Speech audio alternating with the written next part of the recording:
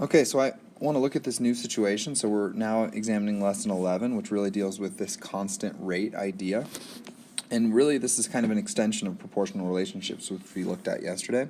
So if I'm going to analyze this situation, it says Pauline mows a lawn at a constant rate.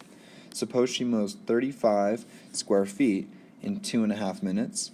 What area in square feet can she mow in 10 minutes? Or how about t minutes? So from yesterday, I'll just quickly revisit. We talked about how distance over time equals speed.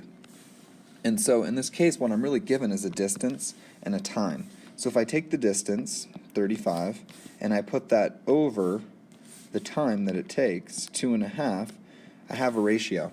So I don't know how much she mows in terms of 1 minute, but I know how much she mows in terms of 2.5 minutes.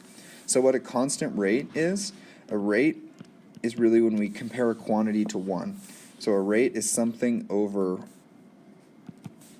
so I'll just write a rate is a quantity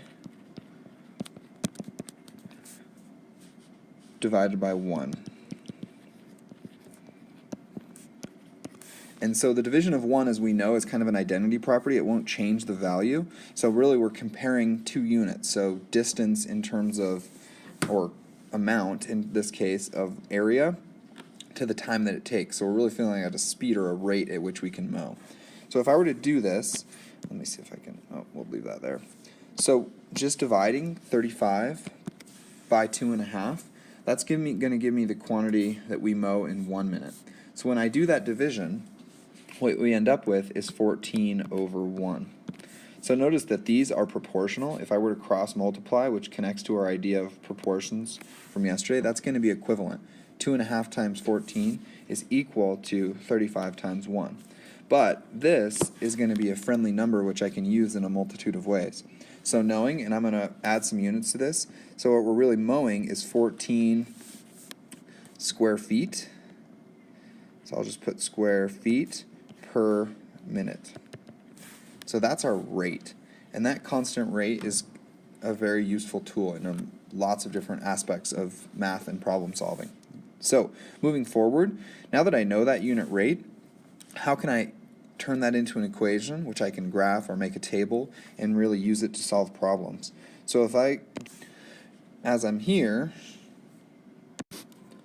sorry about that, I had some work left from before. So just to revisit where we were on the last slide, we knew that the unit rate was 14, and that was square feet per minute. So that was my constant rate of mowing lawns.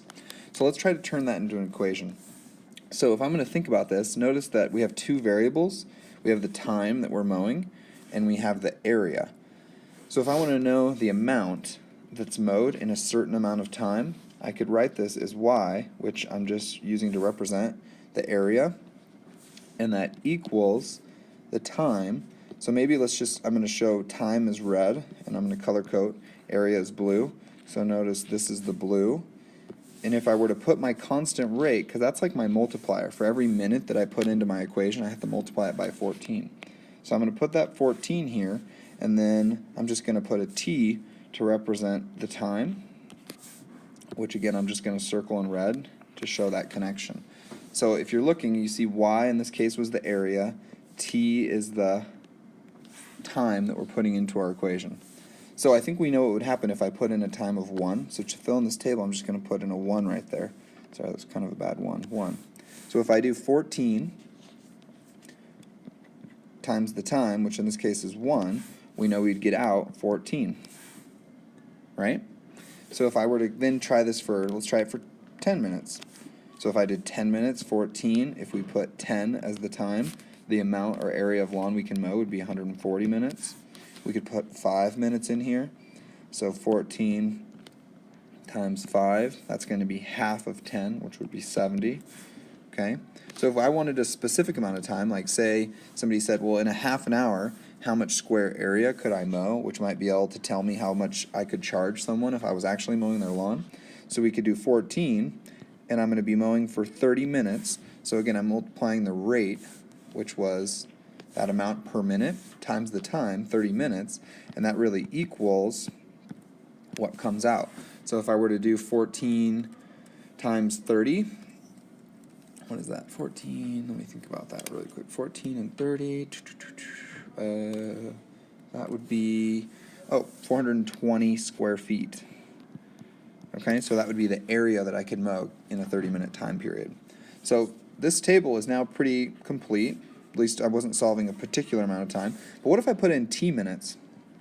So if I put in t into my table, I know that I would just have to take 14, multiply by t, and that's going to equal y in this case. And since I don't know the value of t, I don't know the output of this equation y.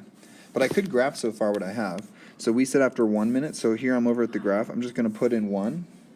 And when I put in 1 minute, sorry about that, I know that I'm going to know about 14. So that would be about right here, pretty close to 15. After 5 minutes, what would we say? We were at 70. So 5 minutes would be way up here at 70, which isn't even on my graph. So let's try 2 just to keep it on the graph. So if we did 2, I hope you guys recognize that after 2, we do 14 times 2, and then that would equal 28. So at 2, I'd be at 28. If I went 3, I would just add 28 again, so I'd be at 42. So I'd be like right up here. So what I hope you guys are recognizing, if I didn't mow for any amount of time, so if I put 0 in as the time, what's 14 times 0? That's just 0, so the amount of lawn mowed would be 0. So I also have a point here at the origin. So if I were to draw a line, I think this is a linear relationship. And I know you guys worked with constant change a bit last year. So that graph really is, to me, the connection or a model that's very similar to this table and equation. So you're really looking at 3 representations of the same situation. An equation, maybe I can highlight really quickly. So I see an whoa, undo. I didn't like that. Sorry about that. We'll abandon that idea. So I see this equation up here. I also, I know what I want to do. So I really see equation, I see table, and I also see this graph. So I see these 3 models all representing this situation.